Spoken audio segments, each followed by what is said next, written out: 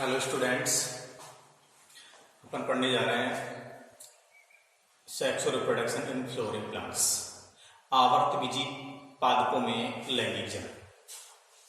आवर्तबीजी जो पादप हैं ये वैसे प्लांट्स तो टू टाइप्स के होते हैं, एक तो आवर्तबीजी और एक अनावर्तबीजी। जो आवर्तबीजी जो प्लांट्स है ना, उनका जो बीज होता है ना वो किसी आवरण के द्वारा ढका हुआ रहता है, इसलिए उन्हीं का नाम पड़ गया आवर्तबीजी प्लांट्स। यानी कि वे प्लांट्स जिनके पुष्प लगते हैं, बीज लगते हैं या फल लगते हैं, उन्हीं प्लांट्स के बारे में अपने यहां पर पढ़ रहे हैं। एक प्रकार से लैंगिक जनन। जनन की जो प्रोसेस है ये बहुत जरूरी है, और जनन के बिना कोई भी जैसे प्लांट है, कोई भी स्पीशीज है, कोई भी जाति है ना, वो अपनी संख्या को नहीं बढ़ा सकती। इसलिए अपनी संख्या को बढ़ाने के लिए या इस पूरे ब्रह्मांड में अपने अस्तित्व को बनाए रखने के लिए लैंगिक जनन यानी कि एक जनन एक आवश्यक प्रोसेस है। जनन के बिना यानी कि अपना जीवन संभव नहीं है। इसलिए अपन जो पढ़ने जा रहे हैं वो लैंगिक जनन पढ़ने जा रहे हैं। जनन वैसे टू टाइप्स का पढ़ेंगे, एक तो अलैंगिक जनन और एक लैंगिक जनन। तो लैंगिक जनन की बात अपन कर रहे हैं। तो लैंगिक जनन कहते किसमें है? देखो, लैंगिक जनन का नाम लेते ही इसमें दो प्रोसेस अपने माइंड में आती है। एक तो प्रोसेस ये कि जो लैंगिक जनन है ना, इस लैंगिक जनन के अंदर दो विपरीत लिंग वाले दो जीव पार्टिसिपेट होते हैं। इसमें अकेला जीव कभी भी जनन को नहीं कर सकता। इसमें दो जीव होंगे, इसमें एक होगा नर और दूसरा होगा मादा। तो नर और मादा के द्वारा यहाँ पर लैंगिक जनन की प्रोसेस संभव है। तो जो लैंगिक जनन है, इस लैंगिक जनन के अंदर जैसे एक नर होता है और दूसरा मादा होता है। यानी कि पुष्पों की यानी कि प्लांट्स की अपन बात कर रहे हैं, तो प्लांट्स के अंदर पुष्प के दो भाग हो सकते हैं, यानी कि नर और मादा। यानी कि पुष्प जो है, इसका मतलब पुष्प लैंगिकता के आधार पर दो प्रकार का हो सकता है। एक तो हो सकता है कि क्या द्विलिंगी पुष्प, और एक हो सकता है एक लिंगी पुष्प। द्विलिंगी क्या होते हैं? वे पुष्प जिनके अंदर नर और मादा जनन अंग एक ही पुष्प के अंदर पाए जाते हैं, उसको तो कहते हैं द्विलिंगी पुष्प। और वे पुष्प जिनके अंदर केवल नर जनन अंगी प्रेजेंट है, मादा जनन अंग दूसरे पुष्प में प्रेजेंट होता है, इनकी एक ही जनन अंग पाया जाता है, उसको अपन कहते हैं क्या? एक लिंगी पुष्प। तो यहाँ पर जो पुष्प होते हैं ना, वो लैंगिकता के आधार पर दो प्रकार के हैं। ऐसे ही जो पादप होते हैं ना, वो भी दो प्रकार के होते हैं, एक लिंगी और द्विलिंगी प्लांट्स। ठीक है, तो यहाँ पर अपन बात कर रहे हैं लैंगिक जनन की। तो लैंगिक जनन के लिए किसी भी पादप का पुष्प एक आवश्यक भाग होता है, और पुष्प के बिना लैंगिक जनन संभव नहीं है। पुष्प की अपन बात करते हैं, तो पुष्प तो आपने काफी देखा होगा। पुष्प अलग अलग आकार के, अलग अलग रंगों के, अलग अलग प्रकार के होते हैं। इसलिए अपन एक सामान्य पुष्प की अपन बात कर रहे हैं, और पुष्प के अंदर कौन कौन से भाग होते हैं उनके बारे में अपन यहाँ पर डिस्कस कर रहे हैं।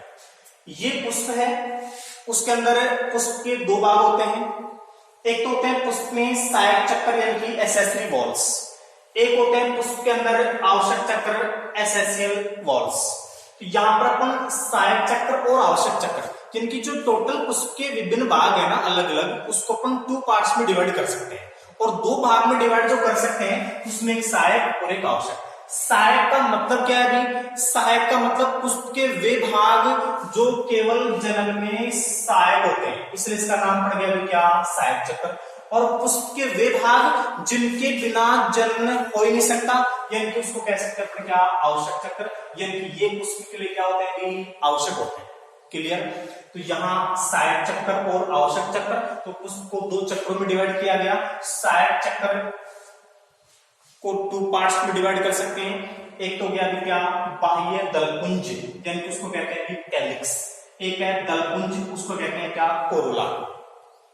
बाह्य दलपुंज और दलपुंज, बाह्य दलपुंज कैलिक्स, ये पुष्प जो है ना, उस पुष्प का सबसे बाह्य भाग होता है, जिसको प्रत्येक पार्ट्स को अपन पुष्प के द्वारा आगे डिस्कस करेंगे। तो यहाँ बाह्य दलपुंज ये पुष्प का सबसे बाहर का भाग होता है, और बाहर का भाग होता है, इसका मतलब क्या हो गया कि पुष्प का सबसे सहायक चक्र, लेकिन ये सबसे बाहर का चक्र है कैलिक्स, यानी कि बाह्य दलपुंज। जो बाह्य दलपुंज है उसकी एकल इकाई को अपन क्या कहते हैं? भी यहां पर एक तरीके से अपन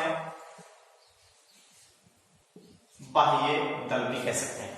और यहाँ पर जो दलपुंज है, ये दलपुंज कोरोला, ये पुष्प का बाह्य दलपुंज के अंदर वाला भाग होता है। और यहाँ भी पुंज का मतलब झुंड होता है, यानी कि दलों का झुंड होता है। ये बाह्य दलों का झुंड होता है, तो दलों का झुंड है, इसका मतलब यहाँ पर इसकी एकल जो इकाई है ना, उसको अपन क्या कहते हैं भी, दल कहते हैं, ठीक है ना। तो दलों से मिलकर, यानी कि ये तो होता है भी क्या, एक तरीके से सेपल्स, और ये होता है भी पेटल्स। तो सेपल और पेटल, तो सेपल बाह्य दलों से मिलकर क्या बन गया भी, बाह्य दलपुंज, और दलों से मिलकर क्या बन गया भी यहाँ पर दलपुंज, यानी कि कोरोला, ठीक है ना। तो 2 पार्ट्स हो गए, और दोनों जो पार्ट्स है ना, ये उसके सहायक चक्र कहलाते हैं, ठीक है। अब दूसरा है भी आवश्यक चक्र, एसेंशियल वॉल्स। आवश्यक चक्र है, तो पुष्प के आवश्यक चक्रों को 2 भागों में डिवाइड कर सकते हैं। एक तो है भी क्या, पुमंग, और एक है पुष्प का जाया। जो यहाँ पर जो पुमंग है एंड्रोशियम, जाया है गाइनोसियम। तो पुष्प का जो पुमंग है ना, ये पुष्प का, क्योंकि दोनों पर बात करें आवश्यक चक्र है, इसका मतलब आवश्यक चक्र है, तो ये नर और मादा के अंदर इसको डिवाइड कर सकते हैं। तो यहाँ पर एक पुष्प का है पुमंग, यानी इसको कहते हैं नर जनन अंग, और एक है पुष्प का जायान, इसको कहते हैं मादा जनन अंग। और अभी अपन बात कर रहे थे कि लैंगिक जन के लिए पुष्प के नर और मादा अलग अलग भागों का होना आवश्यक है, तभी लैंगिक जन होगा। तो यहाँ पर पुमंग क्या है, पुष्प का नर जनन अंग है, यानी कि ये है पुष्प का मेल रिप्रोडक्टिव ऑर्गेन्स। ये पुष्प का जायन है, ये पुष्प का है फीमेल रिप्रोडक्टिव ऑर्गेन्स, ठीक है ना, यानी कि मादा जनन अंग। तो नर जनन अंग और ये हो गया मादा जनन अंग, दोनों की तरह जनन होगा। तो यहाँ पर पुमंग है, एंड्रोशियम है, नर जनन अंग है। इस पुमंग के वैसे 2 भागों में इसको डिवाइड कर रखा है, और वैसे पुमंग है ये बहुत ज्यादा संख्या होती है, उसको अपन पुमंग कहते हैं। अगर इसकी एकल इकाई के ऊपर बात करें तो उसको अपन कहेंगे क्या, पुंकेसर। क्या कहोगे, पुंकेसर। तो यहाँ पर पुमंग है, एंड्रोशियम है, और ये है क्या भी, जायन, यानी कि गायनोसियम। पुमंग जो एंड्रोशियम है, यानी कि नरजनन है, उसके 2 भाग होते हैं, और इसके एकल इकाई को पुंकेसर कहते हैं। तो पुंकेसर के 2 भाग हो गए, एक तो परागकोश और एक हो गया पुतंतु। परागकोश यानी कि एंथर, और पुतंतु का मतलब है फिलामेंट। तो यहाँ पर परागकोश और पुतंतु हो गए। यहाँ पर जायन है, यानी कि मादा जनन अंग है। तो मादा जनन अंग है, इसका मतलब इसको अपन कह सकते हैं क्या, स्त्री केसर भी कह सकते हैं। जैसे आपने इसके एकल इकाई को बोला था पुंकेसर, ऐसे इसके एकल इकाई को क्या कहते हैं कि स्त्री केसर कहते हैं, यानी कि इसको अपन कहते हैं क्या, जायन। जायन के यहाँ पर 3 भाग होते हैं, यानी कि स्त्री केसर के, यानी कि अंडक के, इसको अंडक भी कह सकते हैं। अंडक के क्या कितने 3 भाग होते हैं, 3 भागों में अपन बात कर रहे हैं। सबसे पहले वर्तिकाग्र यानी कि स्टिग्मा, दूसरा है भी क्या, वर्तिका यानी कि स्टेल, और तीसरा है भी अंडाशय यानी कि ओवरी, ठीक है। इन सभी भागों के बारे में अपने यहाँ पर पुष्प या फ्लावर के बारे में देखते हैं। तो पुष्प या फ्लावर के अंदर आपको अलग अलग पार्ट्स नजर आ रहे हैं। पुष्प की स्ट्रक्चर, फ्लावर की स्ट्रक्चर के अंदर आप देख रहे हैं, तो पुष्प के अंदर जो पुष्प है वो किसी प्लांट से जुड़ा हुआ रहता है, और प्लांट से जिससे डंठल या स्टाल्कनुमा स्ट्रक्चर से जुड़ा हुआ रहेगा ना, उस पार्ट को अपन यहाँ पर कहते हैं क्या, पुष्पवृंत पेडिसेल। क्या कहेंगे, पुष्पवृंत पेडिसेल। पुष्पवृंत है, यानी कि पुष्पवृंत जो है ये पुष्प को और किसी प्लांट्स को जोड़ने का काम करता है, ठीक है। यहाँ पर अपन पुष्पवृंत, तो पुष्पवृंत है। अब इसके बाद अपन बात करते हैं पुष्पासन की, यानी कि पुष्प के जो प्रत्येक पार्ट है, जिस भाग के ऊपर अरेंजमेंट होते हैं ना व्यवस्थित, उस भाग को अपन क्या कहते हैं, पुष्पासन यानी कि थैलेमस कहते हैं। तो पुष्पासन और थैलेमस, तो पुष्पासन जो हो गया ये पुष्प को एक तरह से आसन प्रदान करता है, और इसके ऊपर पुष्प पूरा जुड़ा हुआ रहता है। ये हो गया पुष्पासन यानी कि थैलेमस। अब बात कर रहे हैं कि पुष्प के अंदर सहायक चक्रों की, फिर बात करेंगे अपन आवश्यक चक्रों की, ठीक है। तो यहाँ पर सहायक चक्र, एसेसरी वॉल्स। सहायक चक्र 2 प्रकार के, एक तो बाह्य दलपुंज और एक है दलपुंज। तो बाह्य दलपुंज है, यानी कि बाह्य दलपुंज की बात करते हैं तो पुष्प के अंदर सबसे बाहर का चक्र हो गया, सबसे बाहर प्रेजेंट होता है, उसको कहते हैं क्या, बाह्य दल। तो आपको ये बाह्य दल नजर आ रहे हैं। बाह्य दल एक तरीके से बाह्य दलपुंज, जो बाह्य दलपुंज है एक बड़ी इकाई है, तो इसका मतलब बाह्य दलपुंज किससे मिलकर बने हुए होते हैं, ये बाह्य दलों से मिलकर बने होते हैं, उसको कहते हैं क्या, सेपल से। तो आपको सेपल्स नजर आ रहे हैं। ये जो सेपल्स होते हैं ना, ये सेपल्स पुष्प के सबसे बाहर के चक्र होते हैं। रंगीन संरचनाएं होती हैं, छोटी पत्ती के समान संरचनाएं होती है, इसलिए ये पुष्प के अंदर केवल जनन में सहायक होती है, आवश्यक नहीं होती। ठीक है, यहाँ पर ये आपने देखा होगा जैसे गुलाब वगैरह के अंदर बहुत सारे ऐसे पुष्प हैं जिसके अंदर ये छोटी पत्तियों की जैसी संरचना के रूप में प्रेजेंट होती है। ठीक है, यहाँ पर ये हो गया बाह्य दल, यानी कि बाह्य दलपुंज तो एक बड़ी इकाई होगी, उसकी एकल इकाई को अपन क्या कहते हैं, बाह्य दल यानी कि सेपल्स कहते हैं। ये बहुत सारे सेपल्स होते हैं, तो सभी को मिलाकर क्या बोलोगे भी यहाँ पर बाह्य दलपुंज यानी कि कैलिक्स। ठीक है, इसके अंदर दूसरे चक्र की बात करते हैं। ये तो सबसे बाह्य चक्र हो गया, दूसरा अंदर वाला चक्र हो गया। यहाँ पर ये बड़ी स्ट्रक्चर्स आपको नजर आ रहा है, ये बड़ी संरचनाएं होती हैं, उनको अपन क्या कहते हैं, यहाँ पर दल कहते हैं। प्रत्येक को आपने दल बोल दिया, ये दल हो गया, ये दल हो गया, ये दल हो गया, ये दल हो गया, चार स्ट्रक्चर है। यहाँ पर इसको एक को बोल दिया दल यानी कि पेटल, तो दल मिलकर के क्या बनाएंगे भी यहाँ पर दलपुंज का फॉर्मेशन करेंगे।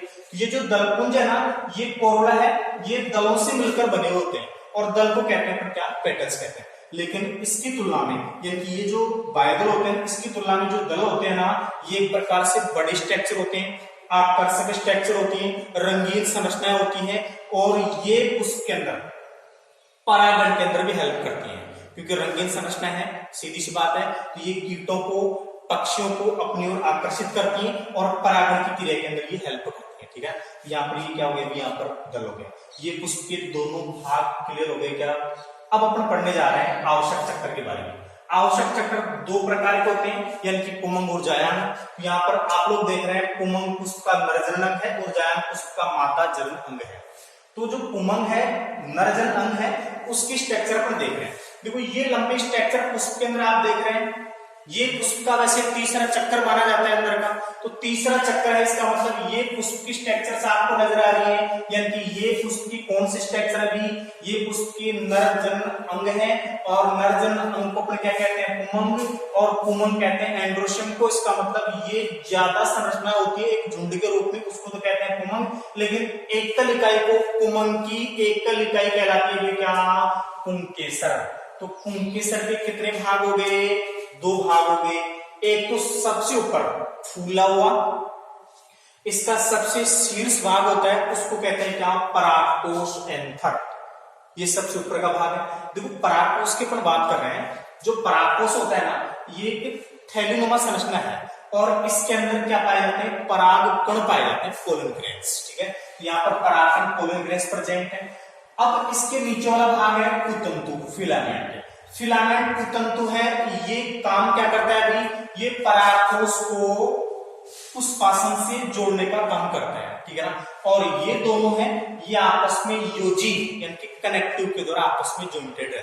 ठीक है, तो यहाँ पर ये दो भाग हो गए, इसका और कोई कार्य नहीं होता है, केवल ये परागकोश को पुष्पासन से जोड़ने का कार्य करता है। ये पुष्प के कौन से भाग हो गए, यहाँ पर नरजनन यानी कि पुमंग एंड्रोशियम का काम कंप्लीट है। ठीक है, अब बात अपन कर रहे हैं जायान। जायान है गायनोसिल, ये पुष्प का मादा जनन अंग कहलाता है, और इसके तीन भाग होते हैं, एक तो वर्तिका स्टिग्मा, एक वर्तिका स्टाइल, और एक अंडाशय ओवरी। ठीक है, तीन भाग हो गए। तो तीन भागों के बारे में अपन देख रहे हैं। आप सबसे मध्य में या उसका सबसे अंदर वाला जो चक्र होता है ना, आंतरिक चक्र, यानी कि ये जो भी आवश्यक चक्र है ना, उसके अंदर सबसे अंदर वाला चक्र है, उसको अपन क्या कहते हैं, पुष्प का जायान कहते हैं। और जायान का मतलब है ये मादा जनन अंग है, इनकी फीमेल रिप्रोडक्टिव ऑर्गेन्स है। तो जो मादा जनन अंग है, उस मादा जनन अंग की अपन बात कर रहे हैं। मादा जनन अंग के अंदर सबसे ऊपर वाला भाग है, उसको कहते हैं क्या भी, वर्तिकाग्र। तो जो वर्तिकाग्र है उसको कहते हैं स्टिग्मा, और स्टिग्मा जो होती है ना, ये स्टिग्मा एक तरीके से फूली हुई और एक चकतीनुमा डिस्क शेप्ड स्ट्रक्चर है, और चकतीनुमा सबसे ऊपर वाला जो स्ट्रक्चर है उसको अपन क्या कहते हैं, वर्तिकाग्र कहते हैं। उसके नीचे आती है क्या भाई, वर्तिका। तो वर्तिकाग्र का काम क्या होता है भाई, क्योंकि आप देख रहे हैं परागकोश, परागकोश के अंदर क्या होते हैं, परागकण, और जो परागकण होते हैं ना, जब परागकोश पूरी तरह से परिपक्व हो जाता है, तो यहाँ पर इसके अंदर से क्या निकलते हैं, इसके प्रस्फुटित या स्फुटित होने से इसके अंदर निकलते हैं क्या, परागकण पोलन ग्रेन्स। ये पोलन ग्रेन जो होते हैं ना, या तो ये अपने आप या फिर किसी माध्यम के द्वारा किसके ऊपर आकर गिरते हैं, वर्तिकाग्र के ऊपर। तो जो वर्तिकाग्र है, स्टिग्मा है ना, उसके ऊपर आकर गिरेंगे और यहाँ पर परागकण आकर के गिर रहे हैं। इसका मतलब यहाँ ये वर्तिकाग्र परागकणों को आकर्षित करती है और यहाँ पर ये परागकण आकर के क्या होते हैं, अंकुरित होकर के पराग नलिका का फॉर्मेशन करते हैं, जिसके बारे में आगे डिस्कस करते हैं। ठीक है, तो यहाँ पर ये होगी वर्तिकाग्र। अब है वर्तिका। वर्तिका आप देख रहे हैं, वर्तिकाग्र के नीचे एक नलिकाकार एक खोखली संरचना होती है और नलिकाकार खोखली जो संरचना है उसको कहते हैं क्या, वर्तिका। वर्तिका काम क्या करती है अभी, इसका सीधा सीधा काम होता है, एक तो वर्तिकाग्र को अंडाशय से जोड़ने का काम करती है, दूसरा काम होता है कि यहाँ परागकण जो होते हैं ना, ये क्या होते हैं, यहाँ पर अंकुरित होंगे, परागकणों के अंकुरित होने से यहाँ पर बनती है पराग नलिका और जो पराग नलिका है ना उसको पथ प्रोवाइड करवाती है, यानी कि इसको एक तरह से मार्ग प्रदान करती है। कौन, वर्तिका। तो वर्तिका खोखली स्ट्रक्चर होगी। अब वर्तिका में से पराग नलिका गुजरती हुई किसमें प्रवेश करती है, अंडाशय। ठीक है, तो पुष्प का यहाँ पर जो मादा जनन अंग है उसका सबसे नीचे आधारित भाग कौन सा होता है, ओवरी, अंडाशय। अंडाशय पुष्प का सबसे आधारी भाग है, फूला भाग होता है, जिसके अंदर क्या होता है, यहाँ पर बीजांड ओव्यूल्स प्रेजेंट है। ये जो बीजांड है ना, इसके द्वारा बीज का फॉर्मेशन होता है और जो पुष्प की जो अन्य भाग है ना, यानी कि अपन कह सकते हैं बीजांड के द्वारा बीज का फॉर्मेशन होता है। तो यहाँ पर जो पराग नलिका है वो किसमें प्रवेश करेगी, पहले अंडाशय में और अंडाशय के बाद किसमें प्रवेश करेगी, बीजांड के अंदर। ठीक है ना, और इस बीजांड से किसका फॉर्मेशन है, बीज का फॉर्मेशन होता है। अब बात अपन कर रहे हैं कि ये जो पुष्प है उस पुष्प के स्ट्रक्चर के अंदर यहां इसका ये चार्ट बना दिया और यहां पर ये पुष्प है। अब इसके द्वारा सेक्सुअल रिप्रोडक्शन होगा। तो पुष्प के बारे में एक लाइन आप लोग सुन चुके हैं कि पुष्प एक रूपांतरित प्ररोह है, flower is a modified shoot. तो इसको रूपांतरित प्ररोह क्यों बोलते हैं, रूपांतरित प्ररोह। रूपांतरित का मतलब होता है मॉडिफाइड और मॉडिफाइड का मतलब रूपांतरित होना। और प्ररोह क्या होता है अभी, प्ररोह का मतलब है कि पुष्प के अंदर यानी कि किसी प्लांट्स के अंदर अपन टू पार्ट्स के बारे में डिस्कस करते हैं। एक तो किसी भी प्लांट्स के अंदर भूमिगत भाग होता है अंडरग्राउंड, और एक होता है वायवीय। जो वायवीय भाग है ना उसको कहते हैं क्या, प्ररोह है, शूट। क्या कहेंगे, प्ररोह है, शूट्स।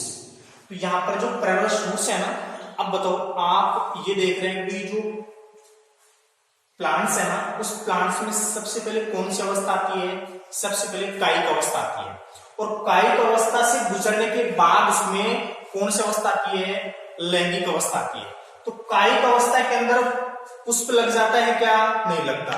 तो कायिक अवस्था में केवल पत्तियां, जड़, तना यही तो लगते हैं ना। इसलिए कायिक अवस्था से गुजरने के बाद पुष्प कौन सी अवस्था में प्रवेश करता है, लैंगिक अवस्था में। तो लैंगिक अवस्था में प्रवेश करेगा तभी तो किसी भी प्लांट्स के पुष्प लगेंगे। तो पुष्प लगेंगे इसका मतलब पुष्प किसके द्वारा लगते हैं, ये पुष्प जो है ना ये एक तरीके से वहां पर पाई जाने वाली परग और पर्वसंधियां होती है ना, बताओ उनके द्वारा तो रूपांतरित होकर के आगे चल करके पुष्प का फॉर्मेशन होता है ना। तो बताओ यहाँ पुष्प का जो वायव्य भाग है वो ही तो रूपांतरित होकर के पुष्प का फॉर्मेशन करता है ना, इसलिए पुष्प क्या भी एक प्रकार का रूपांतरित प्ररोह माना जाता है। तो पुष्प एक रूपांतर हो रहा है। अब पुष्प के बारे में हम ये कर रहे हैं कि ये पुष्प आप देख रहे हैं और ये इसकी स्ट्रक्चर चार्ट के द्वारा मैंने बना दी। इस पुष्प के अंदर आप देख रहे हैं कि लगभग सभी भाग इसमें प्रेजेंट है, लेकिन ऐसे पुष्प जिसमें सभी पुष्प के भाग उपस्थित होते हैं, पाए जाते हैं, उसको तो कहते हैं अपन क्या, पूर्ण पुष्प, यानी उसको कहते हैं क्या, कंप्लीट फ्लावर। तो पूर्ण पुष्प है, एक होते हैं अपूर्ण पुष्प। अपूर्ण का मतलब वे पुष्प जिसमें पुष्प का कोई एक भाग या एक से ज्यादा भाग अनुपस्थित होते हैं, उनको कहते हैं क्या, अपूर्ण पुष्प। तो आप जो देख रहे हैं ये पुष्प कैसा नजर आ रहा है आपको, पूर्ण पुष्प है। क्यों, क्योंकि इसके अंदर सभी सहायक चक्कर भी प्रेजेंट है, सभी आवश्यक चक्र भी प्रेजेंट है, इसलिए इस पुष्प को अपन क्या कहेंगे भी यहाँ पर एक तरीके से पूर्ण पुष्प कहते हैं। और एक पुष्प होता है अपूर्ण, अगर इसमें बाह्यदलपुंज, दलपुंज या इनमें से कोई एक भाग अनुपस्थित होता है तो उसको कहते हैं अपन क्या, अपूर्ण पुष्प कहते हैं, ठीक ना। तो यहाँ पर दो पुष्प, एक पूर्ण पुष्प और एक हो गया अपूर्ण पुष्प, ठीक।